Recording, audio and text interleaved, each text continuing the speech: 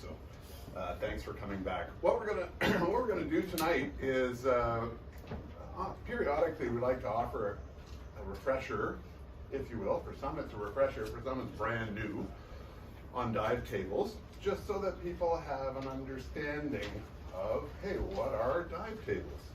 I sort of think of dive tables like an inventory management system, but for nitrogen. Have you gone to Canadian Tire and looked up in their little computer system and you go, hey, do we have any of these batteries, or I need this filter for my truck?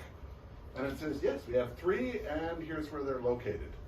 Okay, dive tables in many ways are very similar. It's like an inventory management system. It's a way for us to track, oh, what do we have and where is it?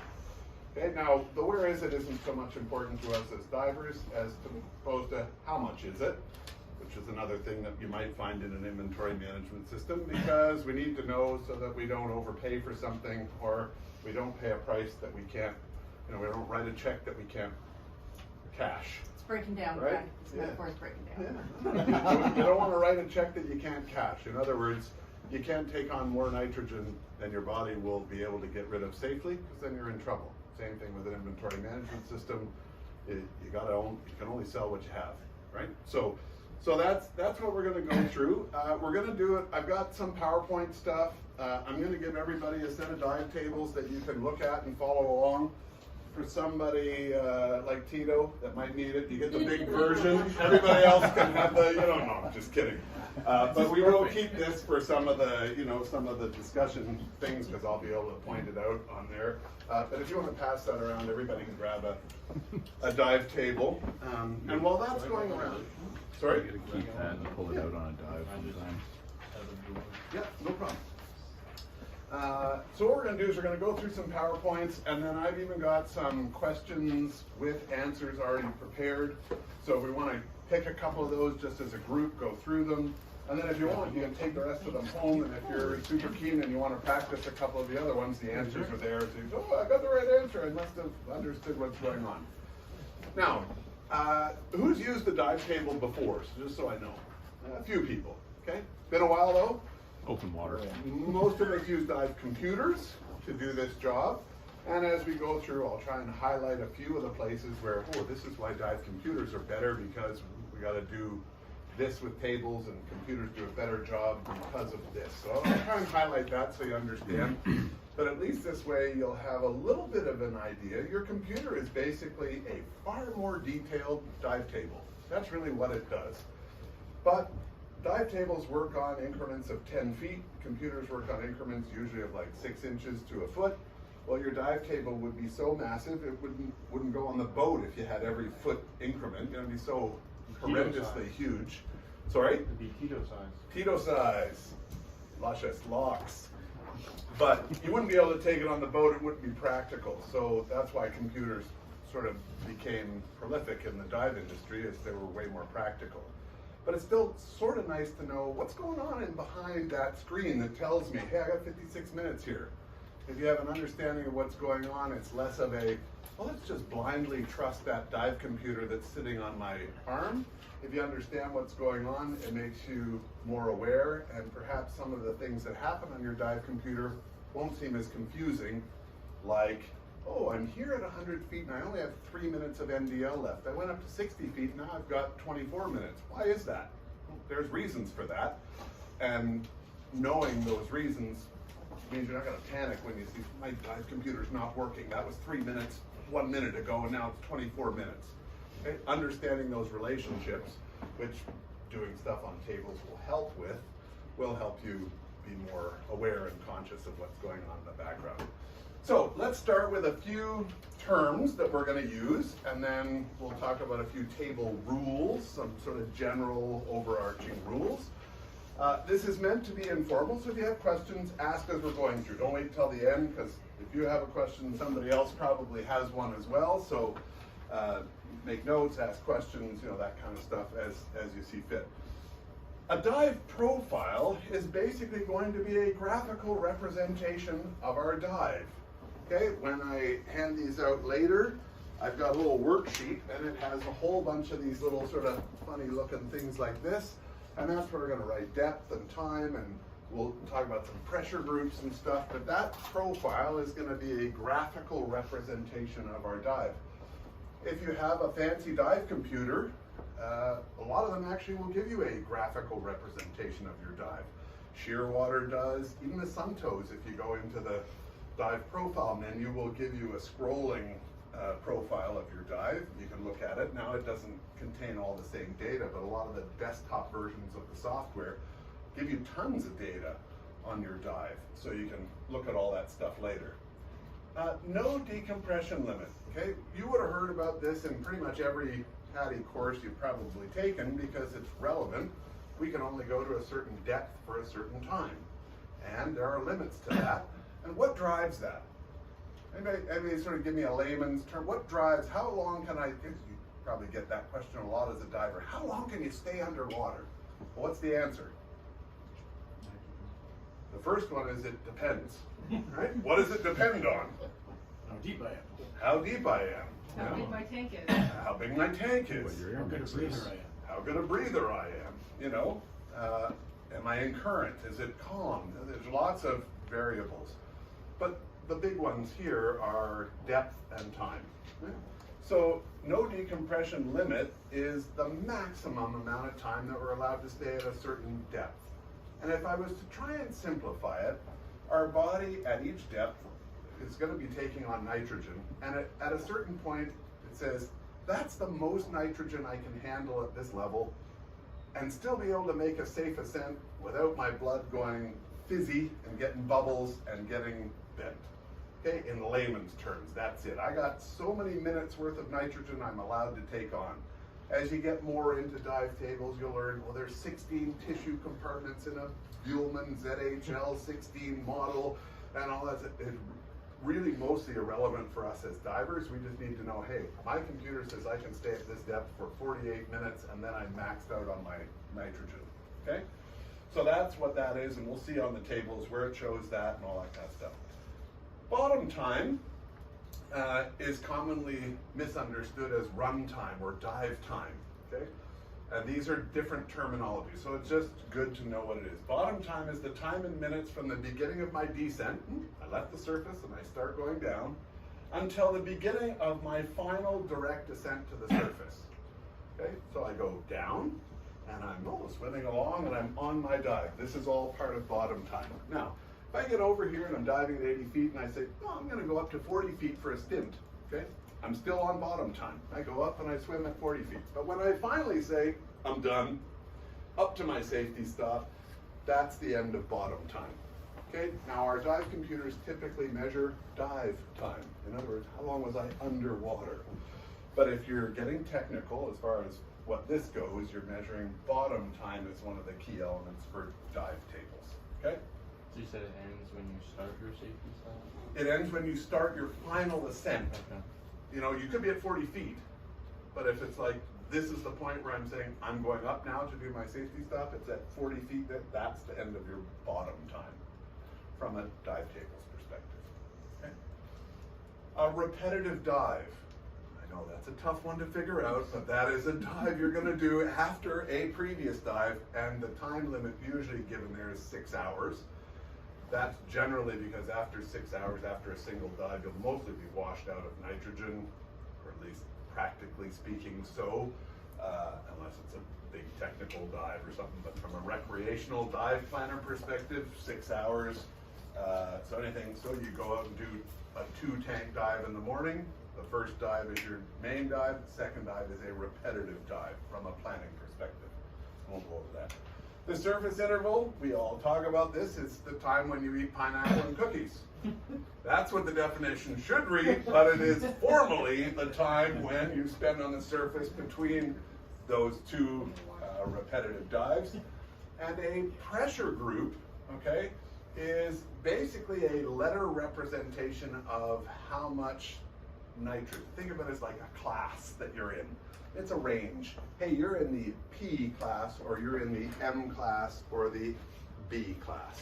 Okay, and it's sort of like, hey, you're in that zone. And it's really a quick measure of how much nitrogen you have in your body, and it's useful as you start planning repetitive dives. And we're going to look at this in a couple contexts so you can see what I mean. And we'll go from there. So, looking at the dive tables, everybody, there's two sides to the dive tables, okay? The first side, which is this main side here, okay, has really two tables on it, if you will, and they're sort of divided by this line here. The first table here is where we sort of do our main planning, and on that one, you'll see across the top here, depth in feet. So it should start at 35 and go up to 140. If you're looking at a metric one, there is also metric versions of this, but we tend to use imperial here, so hopefully everybody's looking at an imperial one, otherwise it'll get confusing. That's along the top. All these numbers in these little boxes here are dive times, represented in minutes, okay? The numbers you'll see at the bottom of each column, there's a number in black. Okay, that is the no decompression limit for that depth. So if you follow, 70 feet and you go all the way down here, you'll see, it's just 40 minutes. Okay, so at 70 feet, you can stay for a maximum of 40 minutes. Who dives like this? Anybody? No. So this is one of the, it depends, yes. Most of us do not dive like that. We dive like this. Oh, I'm up over that coral, and I'm over here, and I'm exploring the reef, and So most of us don't dive quite exactly this way, but that's one of the limitations of tables. You have to assume that you dove this way. Yeah. So your bottom time is at the maximum depth that you're going to do. That will have some limitations that we'll talk about later, or some penalties for you as a diver, which is why dive computers, generally speaking, will give you more dive time because you're not getting penalized for depth that you're not doing, right? So we'll talk about that as we go further. And then these letters here are the pressure groups, okay? So that's sort of in this main area. And then over here, you'll see it says right up here, table 2, surface interval credit table. Now this isn't, your score is not going to be 785 and I can go and mortgage a house. The credit table means, how much credit am I getting for the nitrogen that's going to leave my body while I'm on the surface interval? So I've taken on a bunch while I'm on my first dive. I come out, we talk about the dive, eat our pineapple and cookies, and while I'm doing that, some of that nitrogen that's in there is leaving my body, okay? But not all of it. So if I'm just doing one dive, this is really irrelevant. I do my one dive, I go and I enjoy a pina colada or whatever, and I'm done, and there's no further need. But if I'm going on another dive, and let's say I'm going to 70 feet again, can I stay for full 40 minutes like it says on the table? No, because I still have some nitrogen already in there. So I have to account for that, because if I went and stayed for another 40 minutes, I'd have 40 plus whatever was left over, and that's too much. That gets back to that inventory. I'm writing a check I can't cash, right? So we'll talk about where the implications are for that. But if we're going to do a second dive, we figure out, hey, what pressure group we're in, over here, down here. We're going to go through all that. But when we flip to the other side, there's more stuff over there, and we're going to have a quick look at what those are, and then we'll get into an example. On the back, this is where we plan repetitive dives. Okay, and if you remember from over here, you'll see, look, if I figured out my surface interval was here and I follow it down, see how there's a little arrow underneath this F? Well, when I go to the next table, you'll see the arrow's coming in. So if I was an F from the previous one, I'd come in here. So that's the pressure group after the surface interval that we got from the other side. On this table, the depths are down here, okay, along the side. And each row you'll see for each depth has two colors, white and blue. Okay, and there's a little legend down here on the table so that if you're looking at those, you won't forget what they are. Okay, the white indicates residual nitrogen time. In other words, the nitrogen I still had left in my body from the previous dive, or think of it as the penalty. Okay, that's what I got to account for from the earlier dive. And the blue number is the adjusted no decompression limit. So in other words, I can't go for 40 minutes. I've got some nitrogen still in my system. How long am I allowed to go for now? Okay, so we're going to look at some practical examples of this. But that's what it's telling you. What's my penalty from my previous dive, and how long can I go for if I went to this depth, and I was at that pressure group after my surface interval. Okay, the tables also had a whole bunch of special rules down here, many of which you would probably have been familiar with even if you did your course fully on computers. Things like, oh, after a single dive, you should wait how many hours before flying?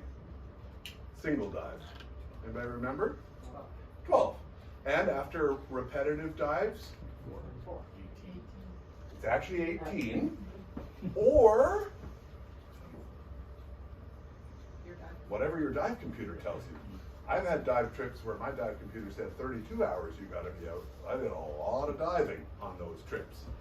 And I don't want to be that guy as the plane is just lifting off at the end of the runway going, my computer just cleared! That is not a good strategy, okay? Not a good strategy. Better than, I'm getting better. Yeah, well, it's better than not paying attention, but you do need to pay attention to what your no fly time is. Most computers will, in sleep mode or whatever, they'll tell you, hey, no fly, or they'll have an icon with an airplane with a line through it or something like that. And they'll say, oh, you can't fly for a certain number of hours, okay? And that's driven by, do I have nitrogen floating around in my blood? That, if the pressure were to change. Now, do they artificially change the pressure in an airplane to be like an atmosphere, like, so it shouldn't. But if anything ever happened in that plane and the pressure were to change, that could cause problems for that nitrogen in your bloodstream. Okay? Yeah. Do different computers have different algorithms for like when you can fly? They will, based on what Like if they're you're diving like with Yeah. So it's a good question. All the computers are going to give you similar results, but not exactly the same. Some use an RGBM fused bubble model. Some use a Buhlmann model. Others use a Haldane model. Now, most of them are Buhlmann or RGBM models, so you'll see sort of two main ones these days. Okay, but they will give you slightly different numbers. Okay, the most accurate ones you can usually tell because they'll do things like, oh, your MOD, for example, on a Sunto dive computer, if you look at your MOD with a 32 mix, it says 107 feet. Well, if you actually do it by the formula, it's 111 feet, so they're a bit conservative, which means a lot of their calculations are going to be a bit conservative. Not a bad thing necessarily, just that's the way their models and algorithms pump things out. But if you the Buhlmann versus RGBM, reduced gradient bubble model. If you're a nerd on decompression stuff, that's the algorithm that Sunto uses.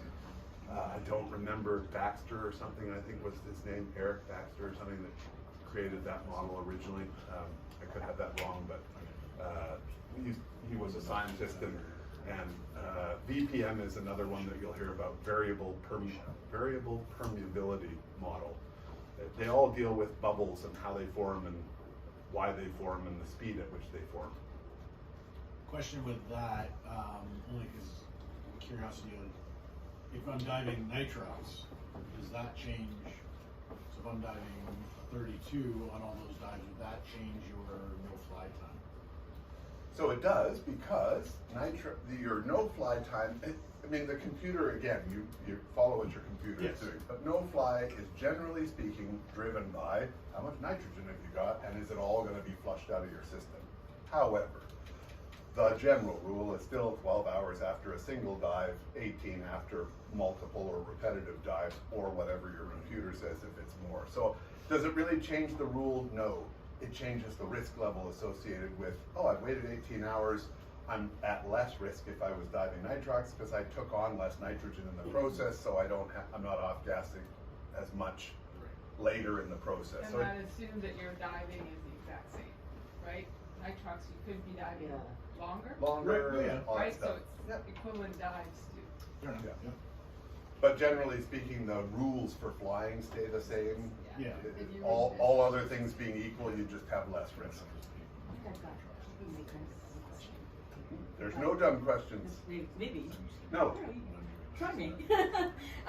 Okay, so different body compositions will process nitrogen differently. Correct. So this, and we know that obviously just like the table, your computer has got no idea what your actual, so does this just err toward the side of the most conservative possible Yeah, it's a- number? And it's a- is there any way, is there any, I guess, kind of research being done to find out whether you can customize an algorithm or a dive table in the future to certain body types or certain groups of Yeah, humans? so great question. The answer is, has anybody ever seen a dive computer with the bends? No, dive computers don't get bent. Divers get bent. Dive computers are simply a mathematical algorithm and tool. Yes, they can be customized. Suntow has something called P, or personal adjustments. You can set it to 0 or 1 or 2. And those are conservatism adjustments. A shearwater computer has gradient factors that you can adjust. It gets very theoretical, but yes, you can adjust those, or it has 3 presets: low, medium, and high conservatism. Or you can customize it to what you like. Last year we did a presentation from the guys at Shearwater, and Gabriel, who was doing the presentation, said, I was doing these big, deep trimix dives. I set my high gradient factor at 85, and I'd come out of the water and I didn't feel good. So I had to lower that, okay? And that's because his particular physiology wasn't handling being at 85% of the maximum. That's what that gradient factor high is, if you think about it. There's an M value, something that's, again, very theoretical. That's the maximum amount of nitrogen you can take on and still do a safe ascent, okay? You don't want to be at that M value or above it. You want to be below it. So the gradient factor high just says, how far below that do I want to be? In other words, how conservative? If I'm 99, I'm like right at the line. That's not conservative at all. But if I'm 85, I'm 15% below the max. If I'm 70, that's even better. If I'm 60, that's pretty conservative. So yes, you can pick those. But all these algorithms, like let's use Buhlmann as an example, it's based on 16 theoretical tissue compartments. They don't say teeth is compartment 1, heart tissue is compartment. They're theoretical tissues. Why? Because they can't measure the exact uptake of nitrogen and everything. But they do know that different tissues will have different densities, different abilities to absorb nitrogen that's from the bloodstream or oxygen or anything else, but gases, as partial pressures change. So they know, hey, there are 16 theoretical tissues.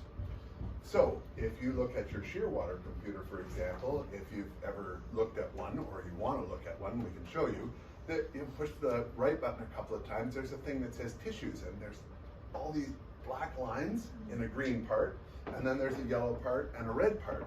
Well, those 16 lines represent the 16 tissue compartments, but they're theoretical. They're not your tissue compartments or your tissue compartments.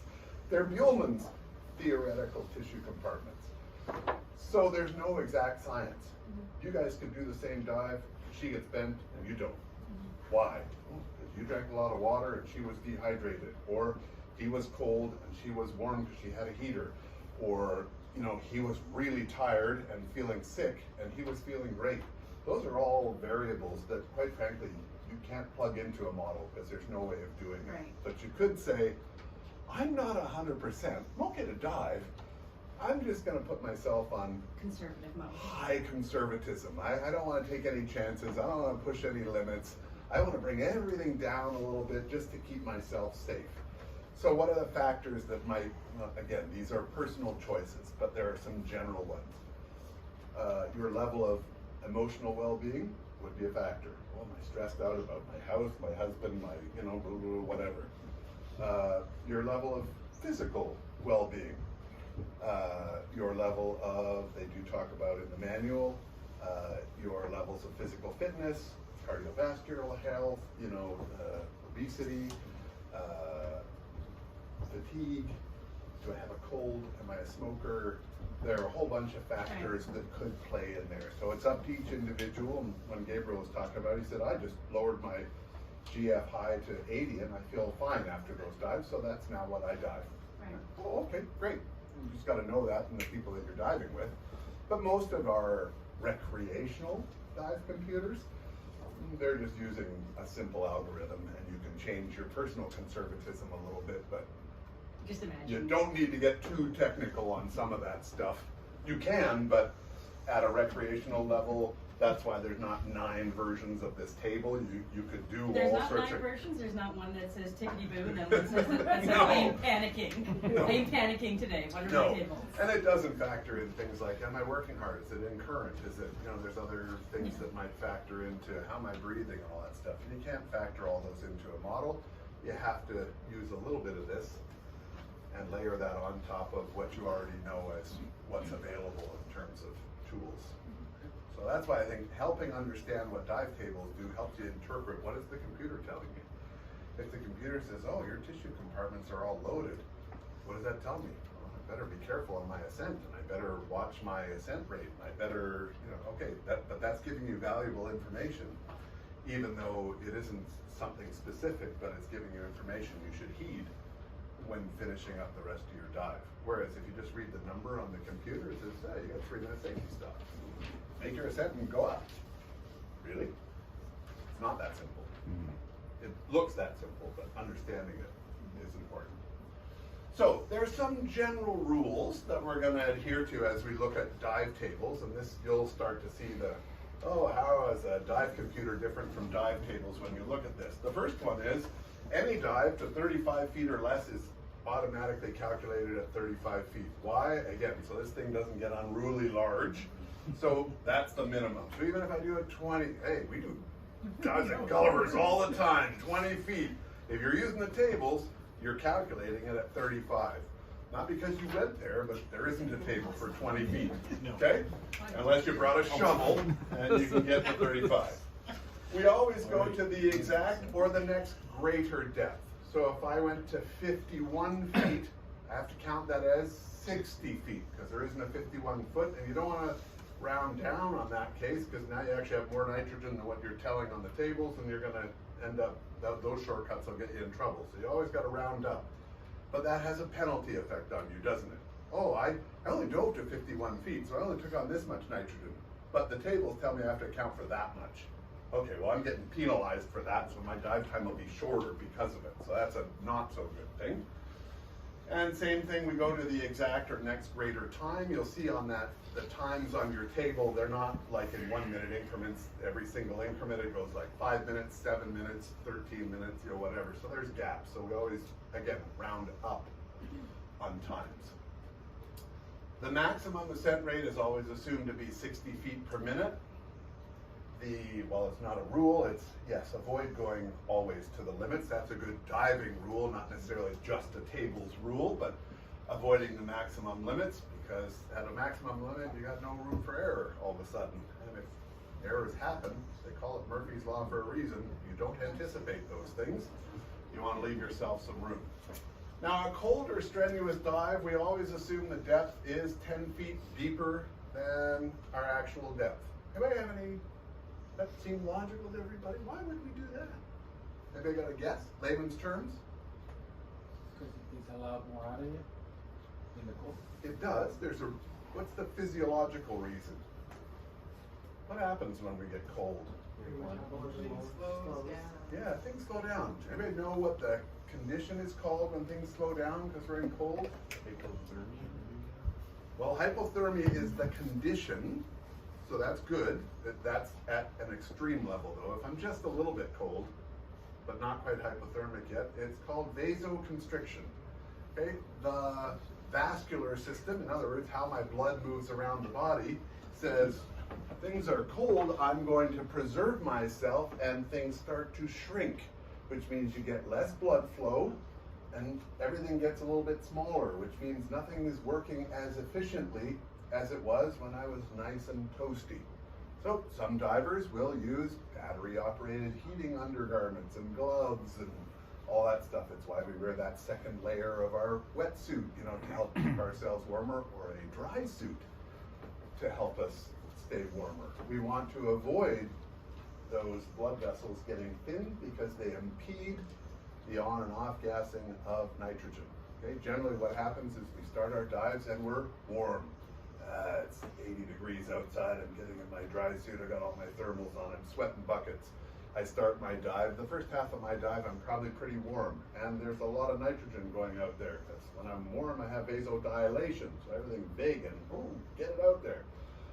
Then the nitrogen gets out in my tissues, and I start to get cold. Where's that nitrogen? It's stuck out there, and it's not coming back fast. So we plan our dives a little bit deeper to account for that. Again, theoretical.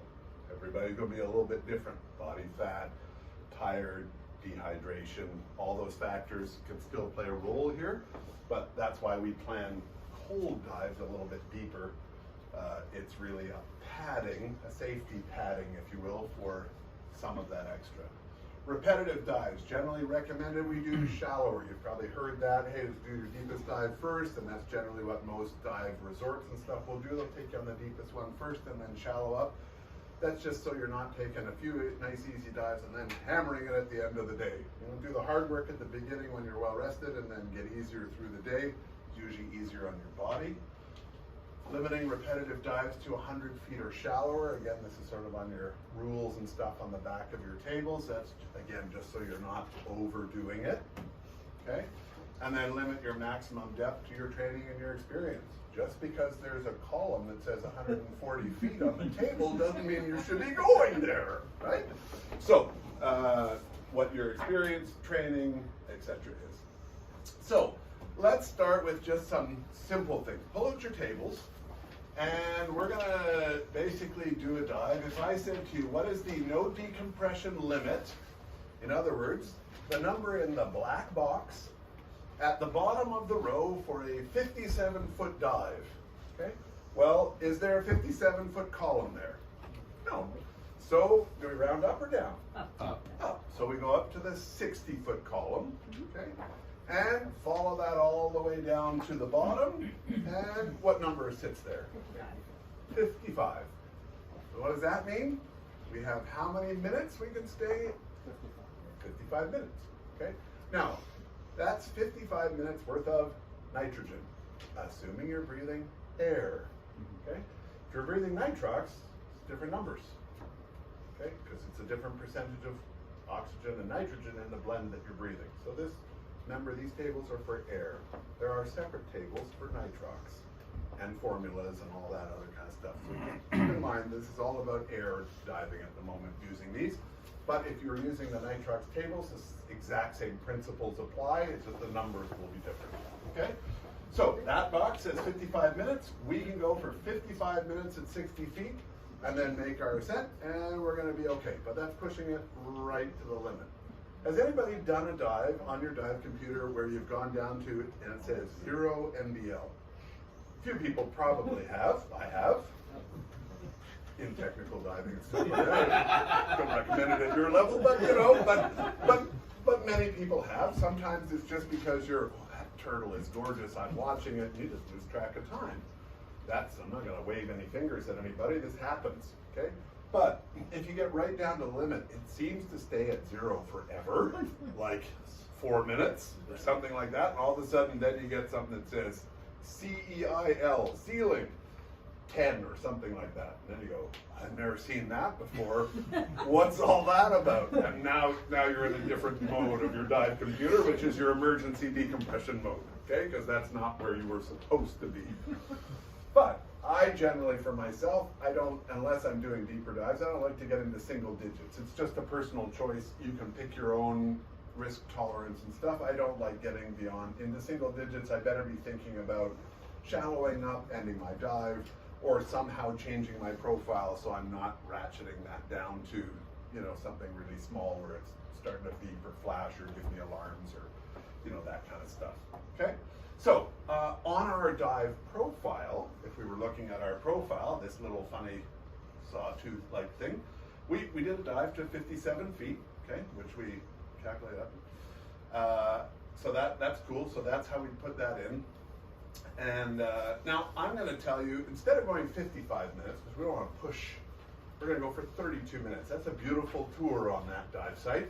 We're gonna go for 32 minutes. What would be the pressure group for a certain depth and time?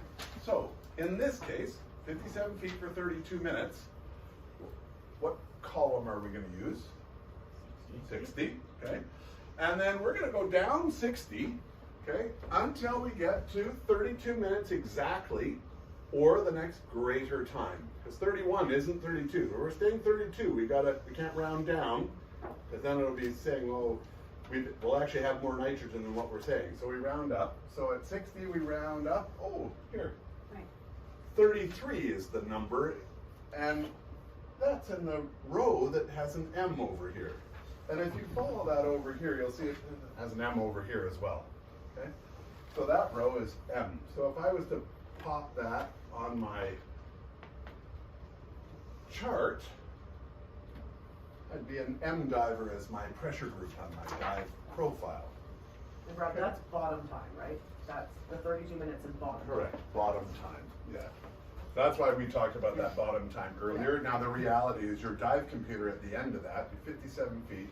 If you did the maximum ascent rate of 60 feet a minute, then 1 minute to get up to your safety stop, and then 3 minutes at your safety stop, your dive computer is probably gonna say 36 minutes by the dive time.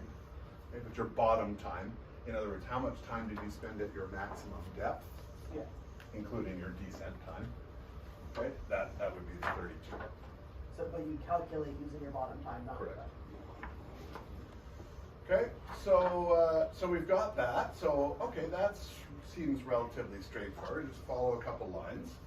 All right, so now we're gonna do a surface interval. In other words, I'm gonna sit here, have my pineapple and cookies, and off-gas nitrogen, okay?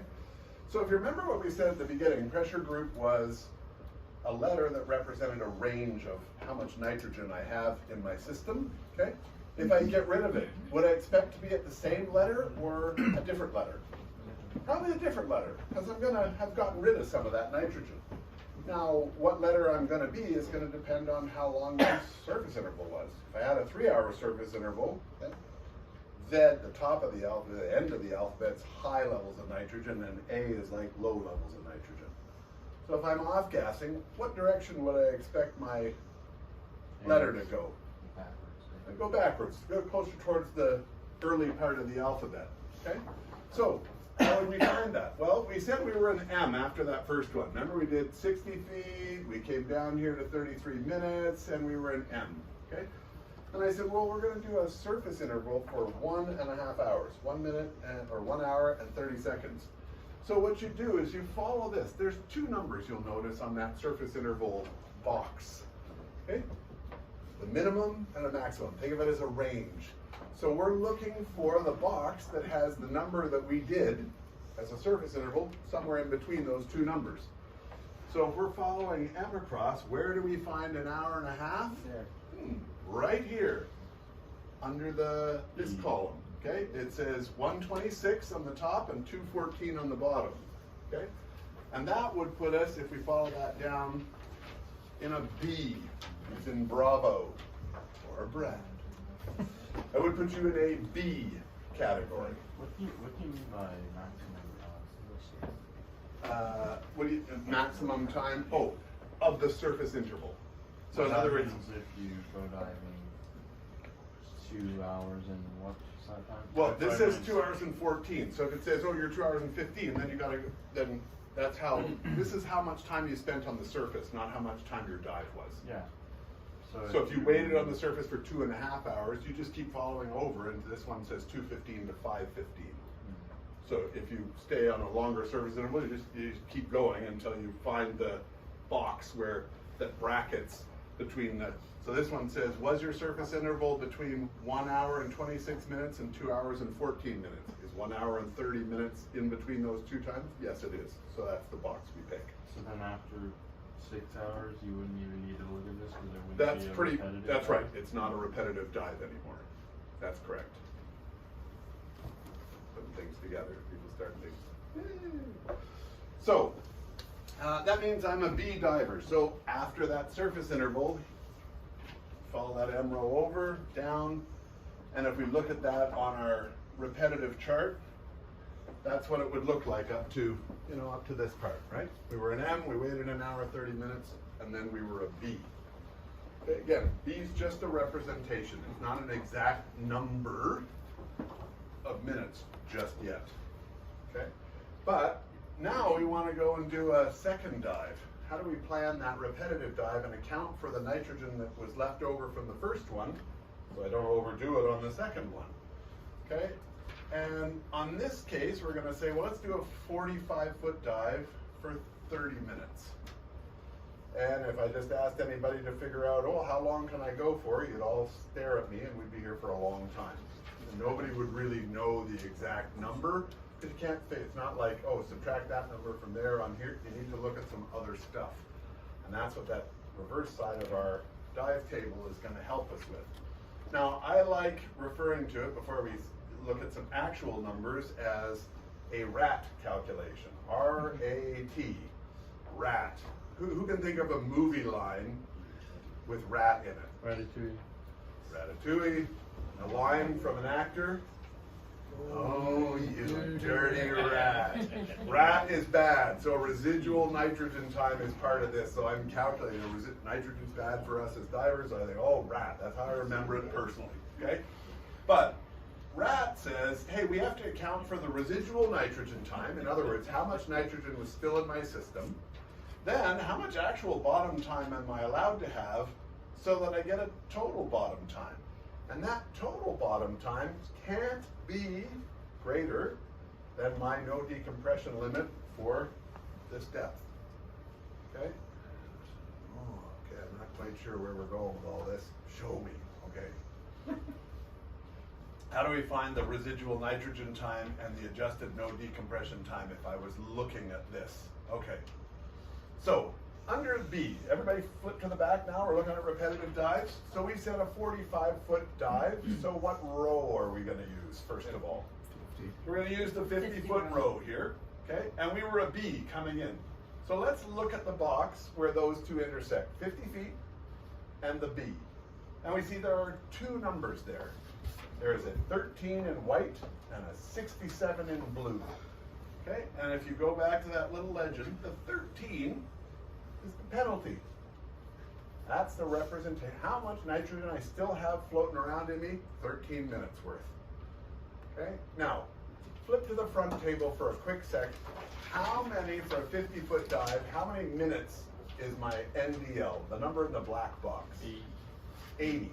So I can't go any more than 80 minutes in total. I got 13 Already. of nitrogen already from my first dive. Doesn't matter how I got it, that's what I got. So if I subtract that from 80, I got 67.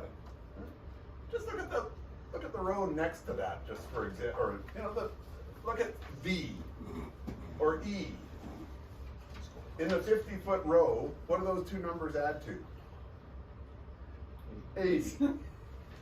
All the way across that row. Why? Because if I'm at 50 feet, I can never have more than 80 minutes worth of nitrogen. It doesn't matter how I get it, whether it's a bit from my first dive and more from my second dive, or a lot from my first dive and a little bit from my second dive, I still can't get more than 80 minutes worth. And if you look at every row, that's how they're designed. These two numbers always add up to the no decompression limit on the first page, because that's the rule that you have to follow. I cannot get more than that no decompression. It's not actually complicated math, it's just a little addition or subtraction, however you want to look at it. But people look at the tables and go, there's so many numbers. Yeah, but they're very simple numbers. And that's why people get annoyed with dive tables and go, oh, planning those repetitive dives is so difficult. No, not really. It's very simple, but your computer does it for you, so you don't have to really think about it. Most computers will have some sort of repetitive dive function. So if you on your Zoop or whatever, it's real time. So it says, if I'm going to plan right now, it says based on this minute in time. Okay? It might only be 15 minutes into your surface interval, so it's not completely accurate. But if you plan a repetitive dive, and you've done the first one, and you said, oh, 50 feet, I can go for 55 minutes, and then you do it after a 15-minute surface interval, and you go, oh, I can only dive for 16 minutes. Why? Well, because you still have a whole bunch of nitrogen in you. Plan that same dive again 10 minutes later, you're going to have more dive time. Why? Because I got rid of some nitrogen, so now I can stay longer. And the longer you wait, the more dive time you get. Why? Because your residual nitrogen is decreasing, and so it's just one of these. As the residual goes down, your dive time goes up. All other factors being the same. Okay? So it's just a quick, very quick linear relationship. It's sort of like, that relationship never changes at a given depth. So if we were to look at this here, based on this profile that we were talking about, we said we're going to go 45 feet and we're going to go for 30 minutes. So we're not going for the maximum here, we're doing 30 minutes. So my residual nitrogen time was 13 minutes. That's how much from that white box that I had from the first dive. And now I'm actually going for 30. So I'm adding another 30 minutes worth of nitrogen. So I have a total, that's that RAT, I have a total bottom time of 43 minutes, okay? And when I go to plan my pressure group at the end, whether this is just an exercise or maybe because I'm doing more diving ongoing, I don't use 30 minutes because 30 minutes only represented the new nitrogen, not the total nitrogen. I have to use this number. So when I go back to table 1 to find out what my pressure group is after the dive, my second dive was to 45 feet, so I go to 50, and I use my total dive time, in other words, the 13 plus the 30 for the minutes. So I go down here, and I find that on row N it says 44, okay? And that would be my new pressure group after my second dive, okay? So what that would look like on your table, or on your dive profile, is like this. So if you think about it in a simple form, this table, you know, basically goes left to right until you read it. We went for 57 feet for 32 minutes. We were an M diver. We stayed on the surface for an hour and a half, got rid of some nitrogen, and then we were a B diver. Then we did this cool dive to 45 feet for 30 minutes. So how much nitrogen did I have in total? 13 plus 30 is 43. So back to table 1, 45 feet, which is 50, for 43 minutes. We were an M diver. Now we could repeat this process. Boop, boop, boop. We could keep going here. 5 dives, 8 dives, whatever. Now there are some special rules on the dive tables. If you look at the back under that special rules section, there's W, X, and Y, and Z. Okay? Those special rules basically are there to help safeguard you as a diver that says, wow, if you're a WX, you got a lot of nitrogen, you're getting close to the top end, you should do at least a 1 hour surface interval before your next dive. Now that's what most Caribbean resorts and stuff will do anyway, right? Just to be safe and conservative, they'll give you an hour surface interval, sometimes an hour and a half, okay? But if you're YZ, what does it say on the special rules? Anybody got eyes good enough to read that? If I'm a YZ? 3 hours. 3 hours. So, in other words, man, you just jammed a lot of nitrogen in there. If you want to be safe, you better wait a little bit of extra time, in this case, 3 hours, before you go and do another dive. Okay? So there's your WX and Y and Z rules. Now that applies to all subsequent dives on that given day. So if I hit my Z on my second dive, every dive after that I'm supposed to wait 3 hours. Now again, does that seem like it's kind of over penalizing you? It probably does. Your dive computer might tell you different. Okay? But again, this is penalizing you at every opportunity. My surface interval credit, oh, it's between an hour and 26 and 2 hours and 14. So if I did an hour and 26, I'm at the bottom end. You know, I haven't cleared as much nitrogen. If I do 2 hours and 14 minutes, so I've cleared more. But there's only so much division it can do, whereas your computer calculates all that stuff in finite, much smaller increments, which means you get a benefit from that. So that's what they'll say, surface interval credits. Well, you'll get credits if you're using computers versus, say, dive tables because of that, right? You're not penalizing yourself nearly as much. So, anybody have any questions about the sort of basic functionality of the tables? There's some other neat things we can do. We'll do a couple of those things, but seem reasonably straightforward. It shouldn't be too tough because we're really just following a bouncing ball if you will, through a table, and as long as you understand the basic mechanics, you should be able to follow that stuff. The tricky part, I think, is where people flip and go to that backside, and then, oh, feet are along the side, and now we're different, and that's where people get messed up, but it's actually really simple. If you understand that those two numbers always add to the no decompression limit, and it's just how you get there. So, you know, in our example, we had 13 minutes was your penalty, and 67 was your adjusted, or your new dive time. If they were reversed, because we were a T diver, I had 67 minutes of penalty and 13 minutes of dive time. What do you think about that? I think we should wait in the surface a little longer, because I'm not getting dressed for 13 minutes worth of dive time. So that's not worth it.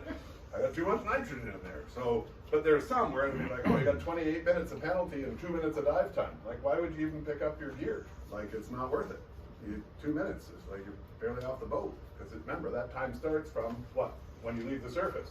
Oh, I'm here at depth. Oh, it's time to go. Whoop. You know, like, the bounce dive, there'd be no point. And it wouldn't be very exciting, and you certainly aren't going to see a whole lot in that case. So it gives you some ideas. Again, our computers take care of most of this for us, but it does give you some ideas as to, hey, how do I think about what my computer says? Okay?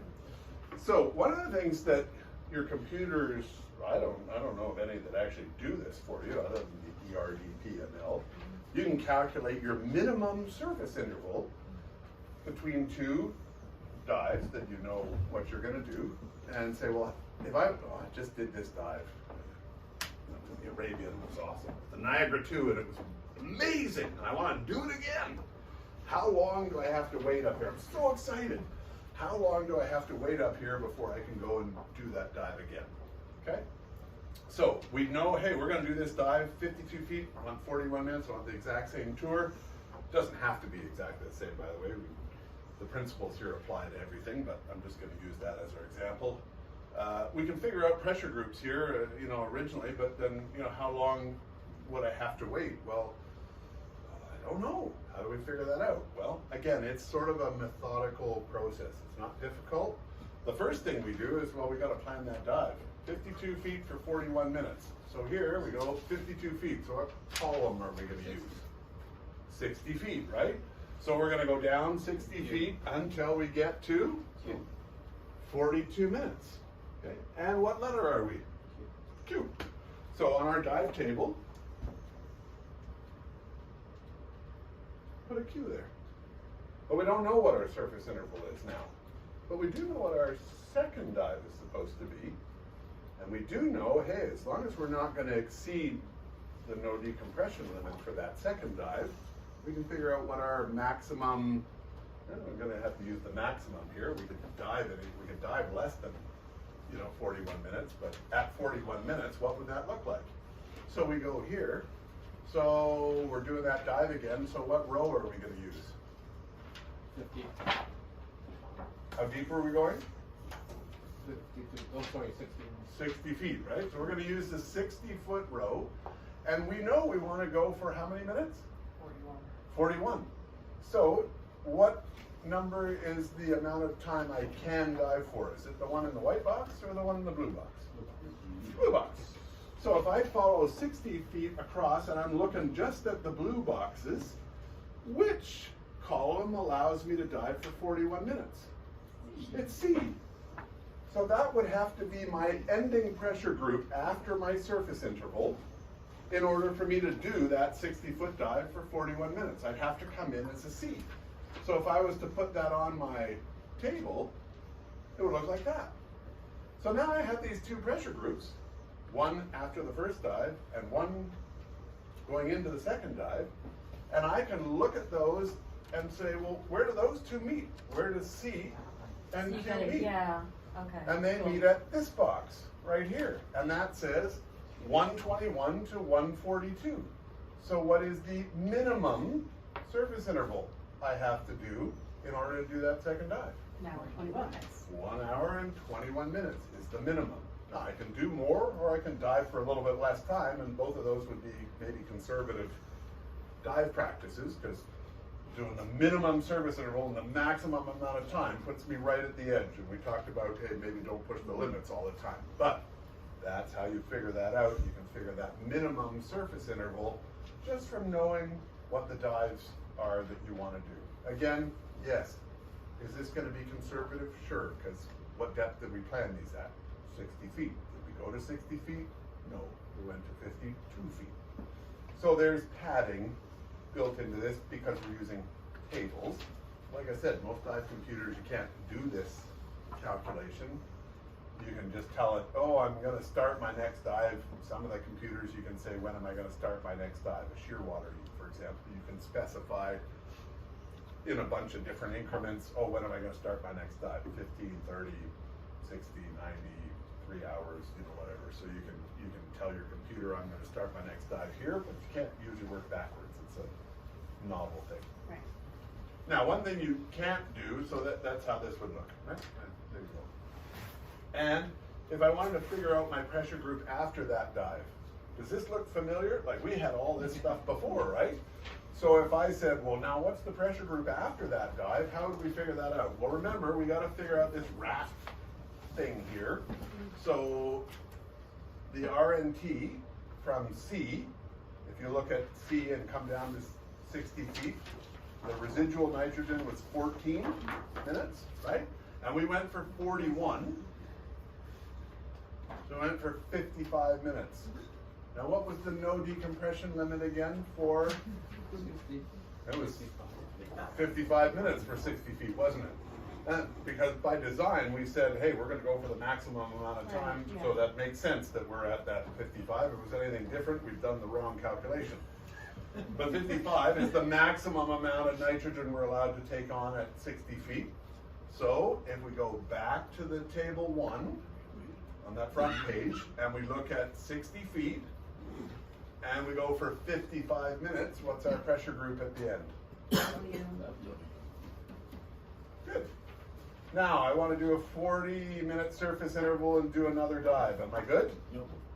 How come? The rules. Special rules, right? Oh, W means I gotta do at least a 1 hour surface interval. So you can see how they do start to make sense. And every dive after this, I would have to have at least a 1 hour surface interval. And the tables won't say you have to do 1 hour, other than the special rules. So you have to know, hey, listen, I could do another dive here and garbage in, garbage out, right? I could trick it. But if I know I'm a W, every dive after this 1 hour surface interval minimum. Good news is the way most of us dive, we did those 2 dives in the morning, then we take a 2 hour lunch break, then we do an afternoon dive, then we take another little break before dinner, and then we do a night dive, you know, that kind of stuff. So we have these natural breaks in there that give us a little bit of time to get rid of this, so we tend not to get too much into this, or we're just automatically doing 1 hour surface intervals anyway, so really not a big rule that we have to worry about too much because we're just doing it as a matter of safe diving practice. Right? I have a question. Yeah. Why are you not always a Z at the, like, if you hit the no decompression limit? Like, why is, if the idea is that you're accumulating nitrogen to the no decompression limit, why does the end group depend on the depth? Like, do you know what I mean? So Z, you're saying basically, oh yeah, I gotta be down here, like I've gone. Cause I can hit Z if I go 35 feet for 205 minutes. I can hit Z. You got a lot of takes on your back. Yeah, I was gonna say that's one heck of a dive. But like, if I was at That's 100 surface feet supply there. and maxed it out at 20 minutes, why is that not a Z? So let's have a look. 100 feet, 20 minutes. Okay. Now, it's not a Z because, that's actually a good question. I'm trying to think about it. No, it's a good question. I'm trying to think about it. All right. You broke.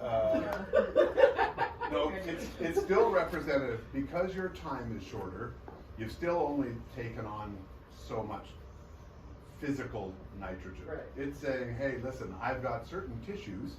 Remember, it's all about tissues. I've got certain tissues that have taken on stuff faster or slower. At depth, I've got certain tissues that are going to take that stuff. I'm going to have a tissue hitting my limit earlier. Now, it's not all tissue compartments. Right. If that one will take it on faster, but also lose it faster. So I might hit that M value, that curve, if you will. I'm going to hit that sooner. I got to go. But I'm not maxed out on those slow tissues. I haven't had enough time to take it in. But Okay. when I do this, I do a shallow dive for really long. I've had a long time for that nitrogen to go in. It's going to take a long time for it to go out because it's getting into those slow tissues, whereas this is hitting your faster tissues. Okay. Thank you. In and out fast, not a bad thing necessarily, but when it's taken a long time. If you think about equilibrium, your body is trying to put itself in a state of equilibrium. There's two pressures. There's the pressure inside your body. When we start on our dive, we got 21% nitrogen, or 21% oxygen, and 79% nitrogen in our blood. Right? Blood's probably the easiest, fastest, part. As we go down to 4 atmospheres, and we're at 130 feet, man, we've got this huge pressure gradient in our lungs. So the pressure gradient in our lungs, there's 4 times as much pressure in there. So it's ram it into the blood. Fast. It goes in fast and starts moving around your body. But your teeth aren't going to take on a lot, because they're hard tissues. I'm making it up. It's not a real, but the hard or the more dense tissues aren't going to take on that nitrogen very quickly. But your blood and your softer tissues will take on that nitrogen very quickly. Okay? So you're going to hit that's the max for that. You're going to hit that one first. Now you're going to go up at the end of the dive, and you say, those soft tissues, my teeth didn't take on anything, but my blood took on a lot. Yeah. Oh, now I go up. Oh, good. My blood's getting rid of it quick, but my teeth are still navigating. So, I'm taking that as scripture now, Brad. My Yeah. teeth are fine. I'm staying. my teeth Teeth feel don't great. hurt. I can Right? stay So does longer. my teeth are fine.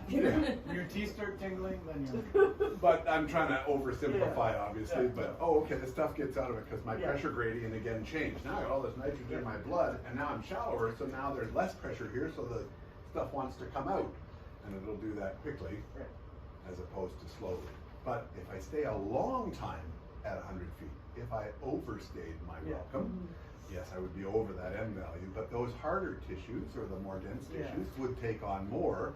That's why it's dangerous. Because now, on my way up, I'm not going to have enough time for that to come out slowly, because then I'm going to do a 3-minute safety stop and get out. And that's why your computer also will say, oh, you got problems. That's when the skull and crossbones shows up on your LCD screen. Underneath. Yeah, if you see that in your dive computer, it's time to give up. But that's why your computer will go into its emergency decompression mode, because it's now saying, ooh, Adrian, you've taken on more than you were supposed to, so you need to do these stops, your decompression stops, like a technical diver is trained to do. You're going to need to do those because you took on too much. And then you're into different rules altogether. And if you look at your emergency no decompression rules that are on the back of that table, if you go over your NDL by 0 to 5 minutes, you're out of the water for 6 hours. Why? You took on too much? A little goof, not massive goof, but little goof, but we're going to penalize you for 6 hours. You got to stay out of the water. Now, a lot of dive boats will say you're done for the day. You're finished until tomorrow. Your Suntow computer will lock you out for 48 hours, 2 days.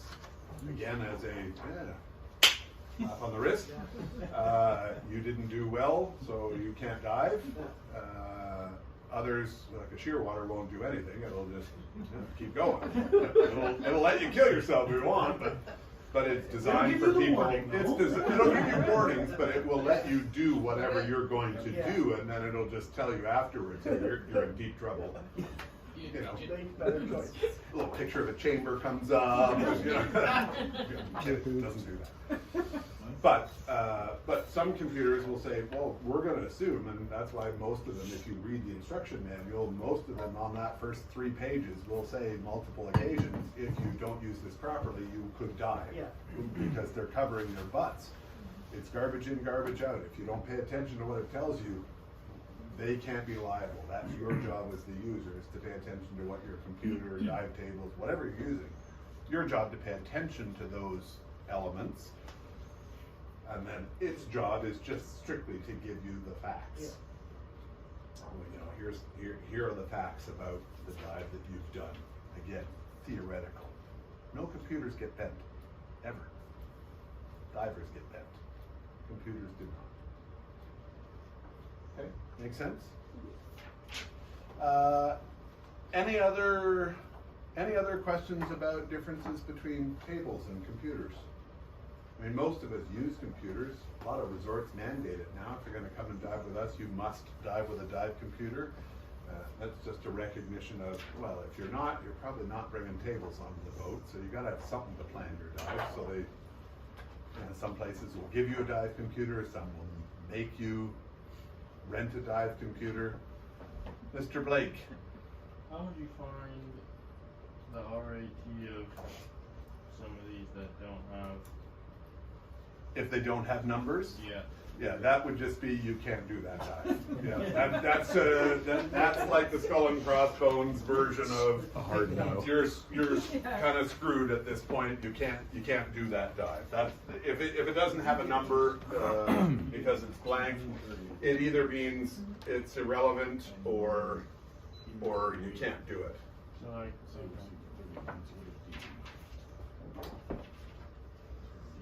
You always recommend that two buddies not share a dive computer. Yeah. Even if you dove incredibly conservatively, so that you're well within the maximum algorithm for the both of you.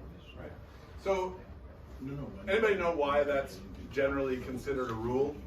Not the instructors in the program. Why do we say everybody should have their own dive computer? Shout out stuff. You're almost never at exactly The the same depth. Right. Okay, so is that a big deal in Gulliver's? The answer is probably not.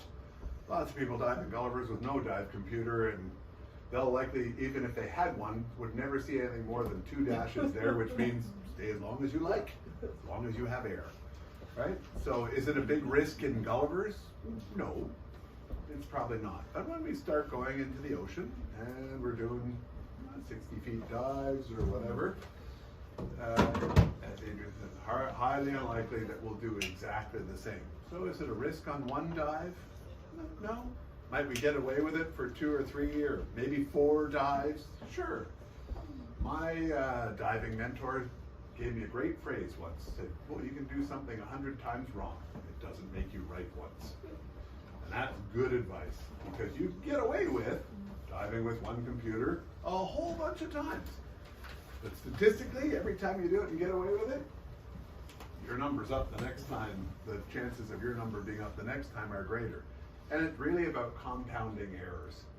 Oh, we did this dive and we used one dive computer and he went a little deeper than me because he went to get a shot of the turtle, and but don't worry about it, we're almost on the same dive. He took on a bit more nitrogen down there than you did. Oh, he comes back up. And then we're done. Oh, he wants to get a picture of the seahorse, so he goes a little deeper.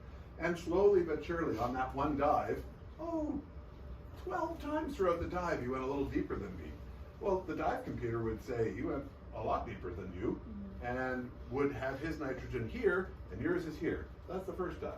Then you do it on the second dive, and now you're starting to get bigger and bigger gaps. And as you compound those corner cutting things, because you shared one dive computer, eventually you could get yourself in trouble.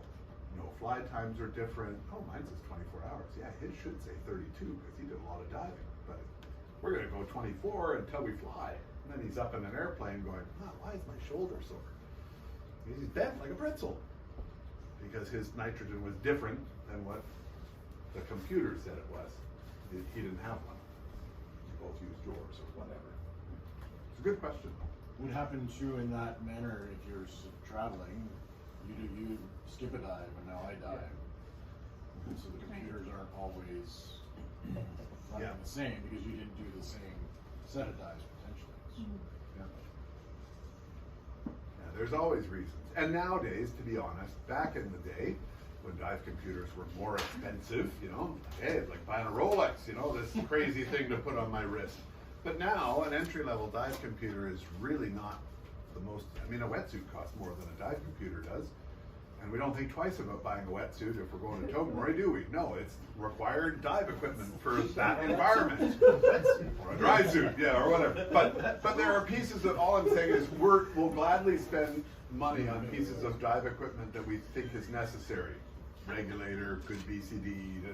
A computer is, that's one of the biggest life support tools that you're using while you're underwater, because it really is like, yeah, this thing's working and breathing, but it has a huge impact on my physiology. And if it's not, if I don't have something to tell me I'm still good, and other things about dive computers will tell you what your ascent rate is. Is that a good thing? Sure. If I've got a dive buddy, it'll tell me how long my safety stop is. Well, sure, if I'm diving with a buddy, we can both say it's 3 minutes, but what if we got separated? In Cozumel and current diving, you ever think anybody gets separated down there? All the time. There was an article just last week about somebody that got caught in a down current and passed away, separated from their spouse. That's just current diving. We get people separated in places like Rockville and Niagara River. Well, guess what?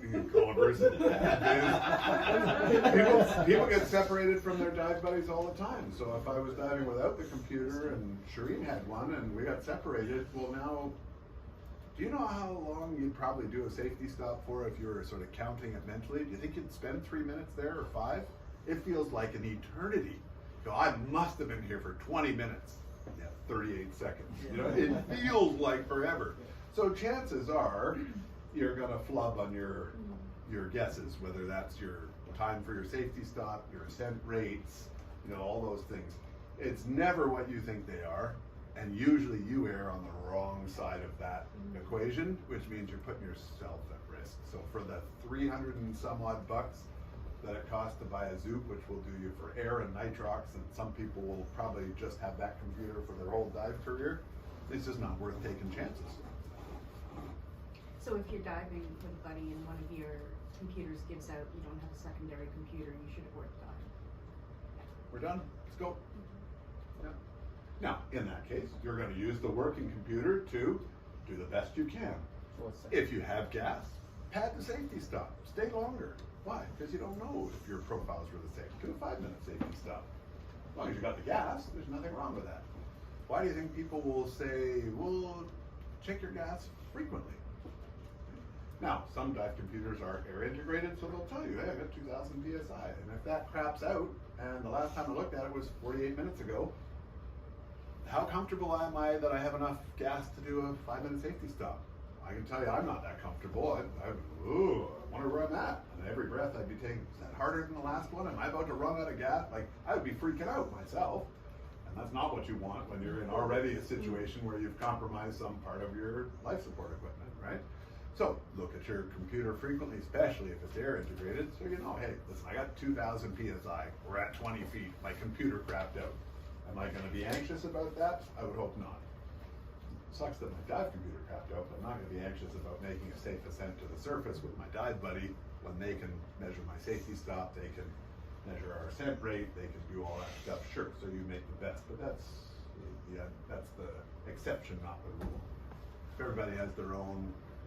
And then you can, some of them, if you have an air integrated dive computer, which helps, you can also measure your breathing rate, your SAC or your RMV. Again, you can figure out, how long was I gone? How much air did I use? You can figure out some of that stuff, which may become useful for you at further on in your dive career. Or if you're doing more advanced dive planning, because you've got buddies that are doing that. Oh, can we do that dive on an 80? I don't know, is that a good idea? Oh, I don't know. Doesn't sound like a good dive plan to me. Maybe we should have a little bit more concrete stuff. So as you advance in your dive career, some of those other things may become more important. Air integrated, transmitters, being able to read gauges better, that kind of stuff. Not necessarily entry level, but as you move on in your career, those would be things that become more relevant to you and the diving you're gonna do. Cool. Do any nerds Oh, how's that for a setup? Does anybody want to take home? So I have practice questions and the answers. So if you're in a Dive Master program or thinking about Dive Master stuff, the answers are all there. If you have trouble, don't hesitate to ask me about, these. All the guys are nerds. That's why I said I set you guys up perfectly, for. I'm only kidding, but these are all, just so that you guys know, these are all questions that we used to use in our open water class when we taught using dive tables. And there's a couple of different ones in here, and I'm just gonna very quickly, and then we'll get you guys out of here. I sort of divided them up in easy sections, so the first few are just like, oh, what's the no decompression limit for a dive? Then some planning repetitive dives, just like we did here. Maximum and no decompression limits for a repetitive dive, that's all good. Then a couple of those minimum surface interval questions, in case you want to look at those.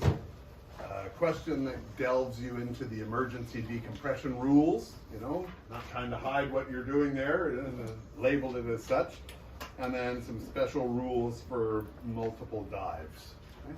Probably also going to fall into that W, X, Y, Z kind of realm.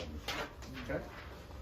So, if you want, have a gander at some of those questions. For those that are in, say, a pro level course, like a dive master or whatever, I would nudge, wink, wink. It would probably be helpful for you to know, because part of your dive master program will be dealing with tables and dive decompression theory and things like that. So it would be good for you to have a solid working knowledge of this. You'll get to that when you get to chapter 9, dive theory. They'll cover this in ERDPML, which I think is part of your dive master crew pack. I think you get the electronic version of that. So there's a few differences. I think this tables do increments of 10. I think the ERDPML does increments of 5 feet, if I'm not mistaken. So it's a little bit different than the tables. It's not going to match exactly. So oftentimes if you get a question, nudge, wink, wink, on a theory exam, it might say you can use the ERDPML or the dive tables, or it will specify which one it wants you to use, because your answers may be a little bit different, and that just has to do with rounding, right? Hey, if it's 5 feet instead of that 53-foot dive, we round up is now a 55-foot dive on the ERDPML. We don't say that; it does that automatically for you, but that's why the numbers may be a little bit different than they are on the dive tables in their purest form. Okay, does that help people? Mm-hmm. Yep. So again, any one of us that are staff here at the shop have all been through all this kind of stuff many times and taught it many times. So if you have questions, you can usually probably pop into the shop and just ask about just about anybody. If you have a question about, hey, I tried this one, I'm not getting the same answer. Yes, the answers on the answer sheet are correct. So we're not messing with you. We're not messing with you. If you're getting a different answer, there is something that you're doing that may not be the same. Either you've mixed up bottom time, you've transcribed a row wrong, you did 50 feet instead of 60 feet, you did the wrong surface intervals, something, so that the answers are correct. So if you're getting a different one, and don't beat your head, this is what we used to tell our own water students, don't beat your head against it. This is really more about trying to figure it out and having a basic understanding of, oh, how does this time-depth relationship and the surface interval, how does that relationship work? So hopefully when you look at this thing and it's giving you data that you don't know how it's calculated, you at least know why it's giving you certain data, because then you'll be able to interpret and go, oh yeah, I'm good. This isn't giving me anything I don't understand why it's happening. In other words, oh, I was at 100 feet, now I'm at 60 feet. Well, now you understand. Why would the no decompression time be different? Well, because I'm at a shop, I'm not taking on as much nitrogen. Different tissue compartments, so I'm not taking on as fast, so I can stay longer if I move from 100 to 60. So the 2 minutes doesn't follow me up. I just haven't finished my dive yet. You know, I'm going to do a little bit more at 40, but now I got 32 minutes still left, so that's good. I only have 2 minutes at 100. So now you understand hopefully that. So when you look at your computer, you go, I know why it's doing that. Or if you look at it and go, hey, I'm going to shallow up. Watch your computer and watch the NDL change and go up as you shallow up. It's like, oh, now I understand what's going on. If your computer craps out, Yeah. say you're on a liveaboard, and your computer craps out on the first day, and you have your tables. Could you switch to diving with tables? Yes, but you will have to dive, you and your dive buddy both have to now dive that On this profile because it's going to be more conservative. Yeah. Or the following day, when you would be clean, you use a rental computer. Or you go to your backup computer. Mm-hmm. Anybody ever heard the phrase 2 is 1, 1 is none? Yep. That's why we carry Very redundant. smart instructor, I Yes. That's why I have redundant drive computers. Because inevitably, somewhere along the line, somebody's computer's going to crap out. And if it's mine, well, then I carry another one with me all the time. I don't necessarily always wear it on my arms. It might be in the pocket of my BCD, but it goes on every dive. So that if this one, it's gone, this one's still got all my nitrogen load from the whole week and everything because it's been with me on every dive. I can't give it to you and say, Tito, it's yours. Not in the middle of a day, because now it's not going to be accurate, because you'd be diving on top of my dive profile. Mine might have been really conservative, and yours might have been crazy. That's when you get into trouble. Yeah. But if we said, tomorrow, you can use my backup, it's washed out. It's basically starting at 0 again, because it's been 18 hours since our last dive, or 14 hours since our last dive. Then you could use my backup computer. Mm-hmm. Now, I don't have one, but you'd be okay. So if we they both were. have none. Yes, exactly. But that means if one of us has another crap out on the dive computer, that dives over, blah, blah, blah. So But if you have a backup, think about it. Oh, Yeah. I got 2 computers. Well, this one goes in the fridge. Still got this one. So Yeah. I got as much information as every other diver on this dive. Do I have to have my dive? No, I don't. But depending on the risk level, you may or may not, if you're on a big deep tech dive and one computer goes, that's it, we're done, but the risk level is different. Yeah. Oh, yeah. What about if you dove 4 dives all week for like 3 days, he dove 2, and then you gave it to him on like a Wednesday? So even if I dive 4, if you think about that repetitive, so here's a concept we didn't really delve into, but the nitrogen leaves your body, and there's an algorithm that says, well, here's how fast it leaves. Every 90 minutes you're gonna half time that sucker, and okay, I got this much nitrogen, and in 90 minutes I got this much, and then in 90 minutes I got half of that, and in 90 minutes I got half of that. By the time I get to 12 hours, we've both got nothing, or it's so minuscule that it doesn't really count. So after you've had like a overnight, I mean, like when you at the end of your week you're flying home, like you said, you dove a lot. 1 week goes 32 hours. Would it? yeah, you would have to be ultra conservative if you were So what swapping dive computers What would between you count people. as ultra conservative in that case? The longest A time. minimum 24 hours. I would be asking everybody in the boat. Anybody got anything over 24 hours for dive time? Because we've been all diving a lot. Anybody got over 24 hours? If somebody says, yeah, I got 32, that's what I'd be using. Yeah. 32. Use just the worst case scenario, because chances, unless I knew I was doing more diving than they were, then I'd even be more conservative than that. Maybe I wouldn't dive at all on the last day and just say, oh, I'm done for the week, thanks very much. Always err on the conservative side, because I can tell you there's nothing worse. I've not had it personally, but I've seen videos, I've heard people, there's nothing worse than getting bent on an airplane in a big metal tube up in the sky. Like, that's not how I want to go. So, not saying you're going to die from it, but that's not where I want to find out, ooh, I erred on the wrong side of caution, and then, oops,